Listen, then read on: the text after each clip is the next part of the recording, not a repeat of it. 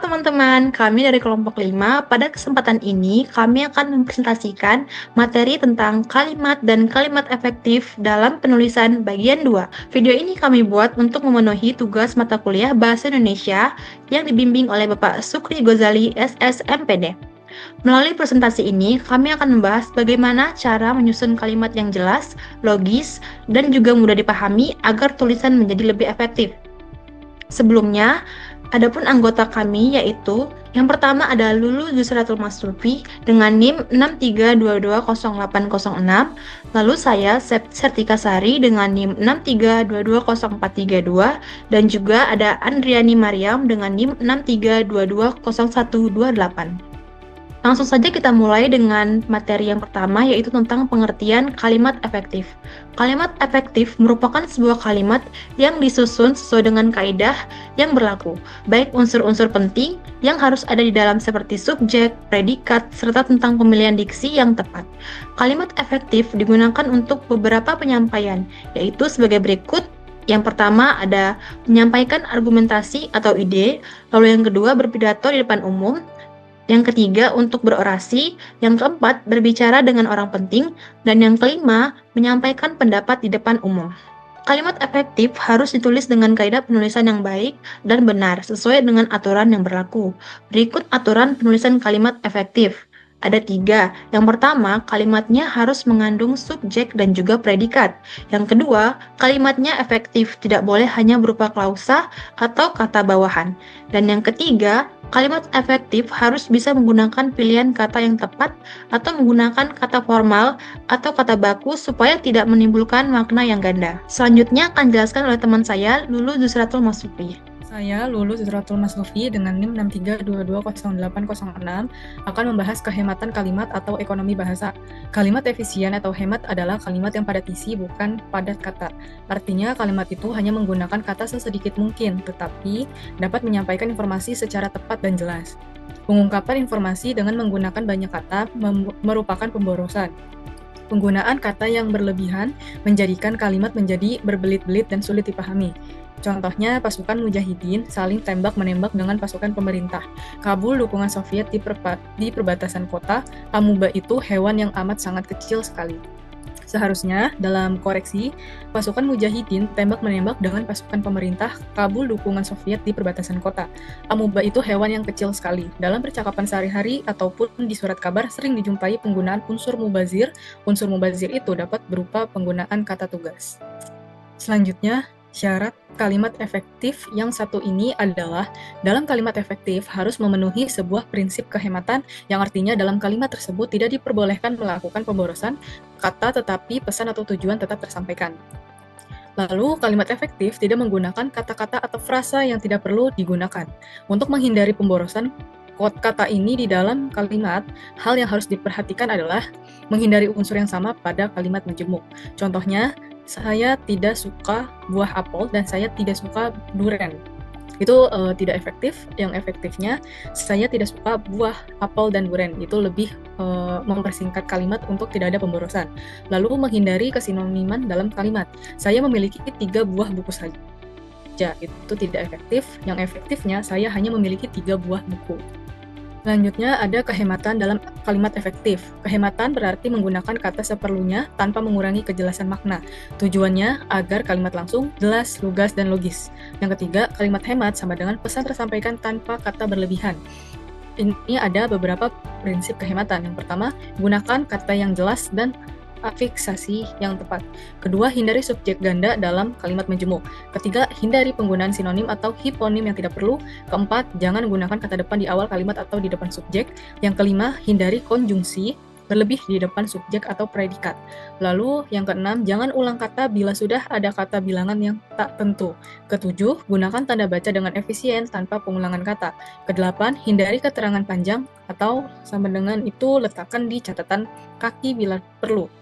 Yang kesembilan, hindari pemborosan kata atau imbuhan yang tidak berfungsi. Next, ada perhatikanlah contoh berikut, yaitu kalimat kurang memperhatikan ekonomi bahasa. Contoh kalimat yang kurang tepat, yang pertama, dalam ruangan ini kita dapat menemukan barang-barang antara lain seperti meja, kursi, buku, lampu, dan lain-lain. Yang kedua, karena modal di bank terbatas, sehingga tidak semua pengusaha lemah memperoleh kredit. Yang ketiga, apabila saya berhalangan hadir, maka rapat akan dipimpin oleh saudari Tajudin. Kalimat lebih hematnya, dalam ruangan ini kita dapat menemukan meja, kursi, buku, dan lampu. Lanjut, yang kedua itu karena modal di bank terbatas, tidak semua pengusaha lemah memperoleh kredit. Yang ketiga, apabila saya berhalangan hadir, rapat akan dipimpin oleh saudara Tajudin. Ini kalimat hematnya dimaksud untuk kalimat efektifnya. Lalu prinsip kehematan bahasanya itu ada hindari kata atau frasa yang tidak perlu atau pleonasme. Lalu kata hemat sama dengan padat dan berisi. Lalu yang ketiga, jangan menjamakan kata yang sudah dijamak. Lalu yang terakhir ada hindari pengulangan subjek. Lalu ada contoh kalimat kehematan yang salah ini, hanya ini saja yang dapat saya berikan. Yang benarnya untuk pengoreksian, hanya ini yang dapat saya berikan. Begitu seterusnya, hingga contoh yang para tamu-tamu, yang benarnya itu para tamu atau garis miringnya itu tamu-tamu. Kita lanjut yang ke B, ada penekanan dalam kalimat efektif. Penekanan yaitu cara menonjolkan kata atau frasa penting agar makna lebih jelas. Berbeda dengan gagasan utama atau kehematan bahasa, dilakukan secara lisan atau intonasi, mimik, atau tulisan, struktur, dan tanda baca. Cara melakukan penekanan dalam kalimat yang pertama itu ada mutasi atau perubahan posisi. Caranya itu meletakkan bagian penting di awal kalimat. Contohnya, di tempat ini saya tunggu kehadiran kalian besok. Lalu ada minggu depan akan diadakan seminar. Pencerahan Pancasila bagi mahasiswa. Tanda kutip itu bagian hal yang akan dilaksanakan. Yang kedua ada repetisi atau pengulangan kata penting. Caranya itu mengulang kata yang dianggap penting.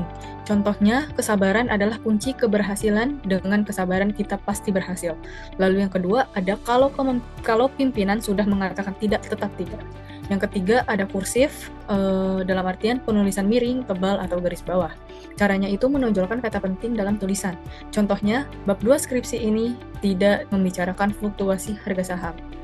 Yang keempat, ada pertentangan atau kontras makna. Caranya itu menggunakan dua hal berlawanan untuk menegaskan makna. Contohnya, dia sebetulnya pintar, tetapi malas kuliah. Yang kedua, ada dia memang cantik, tetapi buruk sifatnya. Yang kelima, ada partikel. Partikel ini ada beberapa kata, yaitu lah, kah, pun, per, tah. Caranya diletakkan sebelum atau sesudah kata penting. Contohnya, kamulah orang yang selama ini aku cari. Yang kedua, aku pun turut berduka atas musibah ini. Lalu yang ketiga, itu ada bisakah aku menyelesaikan semua ini. Dengan catatan kalimat-kalimat di atas, penekanan bukan penentuan gagasan utama dan juga bukan bagian dari ekonomi bahasa. Sekian presentasi dan penjelasan dari saya. Selanjutnya akan dilanjutkan oleh Andriani Mariam dan Septi. Perkenalkan, nama saya Andriani Mariam dengan NIM 63220128. Di sini saya akan menjelaskan tentang kesejajaran atau paralelisme. Nah, di sini ada kesejajaran atau paralelisme adalah upaya penulis merinci unsur yang sama penting dan sesama fungsi secara kronologis dan logis dalam kalimat. Dalam kalimat dan paragraf, rincian itu harus digunakan bentuk bahasa yang sama, yaitu rincian sesama kata, sesama frasa, sesama kalimat. Sesama bentuk dalam paralelisme menjaga pemahaman yang fokus bagi pembaca dan sekaligus menunjukkan kekonsistenan sebuah kalimat dalam penulisan karya ilmiah. Nah, di sini nextnya ada paralelisme, merupakan majas yang mengulang kata pada setiap baris yang sama di dalam satu bait puisi. Nah, di dalam penulisan pun terkadang menggunakan paralelisme ini. Namun, Anda harus memperhatikan jika tidak, maka penulisan Anda akan terkesan menonton. Keparalelaan adalah kesamaan bentuk kata yang digunakan dalam kalimat. Misalnya, jika bentuk pertama menggunakan nomina, maka bentuk kedua dan selanjutnya juga harus digunakan nomina. Nah, di sini menurut Arifin dan Amran Tasai, salah satu seorang pakar bahasa Indonesia, menjelaskan bahwasannya keparalelan merupakan kesamaan bentuk yang digunakan dalam kalimat itu. Maksudnya adalah jika kata pertama bentuk verba, maka kata keduanya harus bentuk verba. Contohnya, kalimat keparalelaan. Sang guru memaparkan, menjelaskan, dan penerapan sebuah aplikasi pada para praktikan. Itu dengan kalimat yang salah. Sedangkan sang guru memaparkan, menjelaskan, dan menerapkan sebuah aplikasi pada para praktikan. dengan kata yang benar. Kalimat salah, harga solar dibekukan atau dinaikkan secara luas.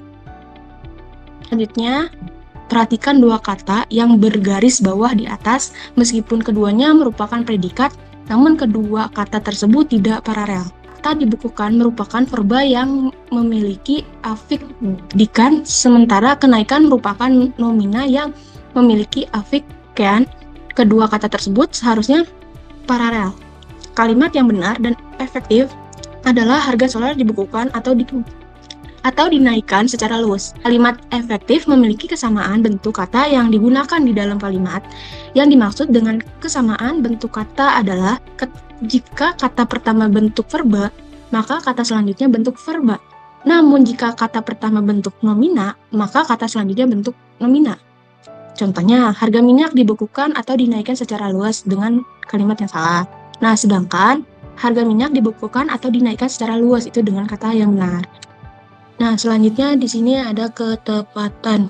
Ketetapan adalah kesesuaian atau kecocokan pemakaian unsur-unsur yang membangun suatu kalimat sehingga terbentuk pengertian yang bulat dan pasti. Menurut Kinoza, ketepatan adalah kesesuaian atau kecocokan pemakaian unsur-unsur yang membentuk suatu kalimat sehingga tercipta pengertian yang bulat dan pasti. Contoh kalimat ketepatan, misalnya di bawah ini tentang kesalahan dalam penggunaan tanda koma. Sidik lupa bagaimana cara melukis, mengecat, dan berjahitan dengan kalimat yang salah. Sedangkan Sidik lupa bagaimana cara melukis, mengecat, dan menjahit dengan kalimat yang benar. Selanjutnya akan dijelaskan oleh teman saya, yaitu Septi Sartika Sari. Baik, selanjutnya adalah bagian E, kesepadanan. Kesepadanan adalah di mana kalimat tersebut terdapat unsur gramatikal atau sesuai dengan tata bahasa kalimat secara utuh, meliputi subjek, predikat, objek, dan juga keterangan kalimat, serta kalimat harus selalu berada dalam keseimbangan kalimat. Kesepadanan juga menyangkut keseimbangan antara gagasan atau pemikiran dengan struktur bahasa yang dipakai dalam kalimat. Ada ciri-ciri kalimat yang memiliki kesepadanan struktur. Ada 4. Yang pertama, memiliki subjek dan predikat yang jelas. Contohnya, bagi semua siswa kelas 2 harus mengikuti kegiatan study tour. Ini tidak efektif. Seharusnya kalimatnya adalah semua siswa kelas 2 harus mengikuti kegiatan study tour. Ini adalah efektif. Untuk menghindari ketidakjelasan subjek, hindarilah pemakaian kata depan atau preposisi di depan subjek. Lalu ciri-ciri yang kedua ada tidak memiliki subjek yang ganda dalam kalimat tunggal. Contohnya, pembangunan jalan itu kami dibantu oleh semua warga. Ini tidak efektif. Harusnya, dalam membangun jembatan itu kami dibantu oleh semua warga desa. Ciri-ciri yang ketiga, ada kata penghubung intra kalimat tidak dipakai pada kalimat tunggal. Contohnya, kami datang agak terlambat, sehingga kami tidak dapat mengikuti acara pertama. Ini tidak efektif. Seharusnya itu kalimatnya seperti ini. Kami datang agak terlambat sehingga kami tidak dapat mengikuti acara pertama. Atau bisa juga, kami datang agak terlambat. Oleh karena itu, kami tidak dapat mengikuti acara pertama. Dan ciri-ciri yang terakhir adalah predikat kalimat tidak didahului oleh kata yang. Contohnya, bahasa Indonesia yang berasal dari bahasa Melayu. Ini tidak efektif. Harusnya itu bahasa Indonesia berasal dari bahasa Melayu. Selanjutnya adalah F, ketegasan. Kalimat efektif memberikan penegasan kepada ide pokoknya, sehingga ide pokoknya menonjol di dalam kalimat tersebut. Berikut cara memberikan penegasan pada kalimat efektif. Cara yang pertama, meletakkan kata kunci di awal kalimat. Contohnya, sudah saya baca buku itu. Ini tidak efektif. Seharusnya itu, buku itu sudah saya baca. Lalu cara yang kedua, mengurutkan kata secara bertahap. Contohnya, pertemuan itu dihadiri oleh Menteri Pendidikan, Gubernur, dan Presiden. Ini tidak efektif. Seharusnya diurutkan secara bertahap yang paling tinggi, yaitu Presiden. Kata yang betul adalah pertemuan itu dihadiri oleh Presiden, Menteri Pendidikan, dan Gubernur. Cara yang ketiga, melakukan pengulangan kata atau repetisi. Contohnya, saya suka akan kecantikan mereka. Saya suka akan kelembutan mereka.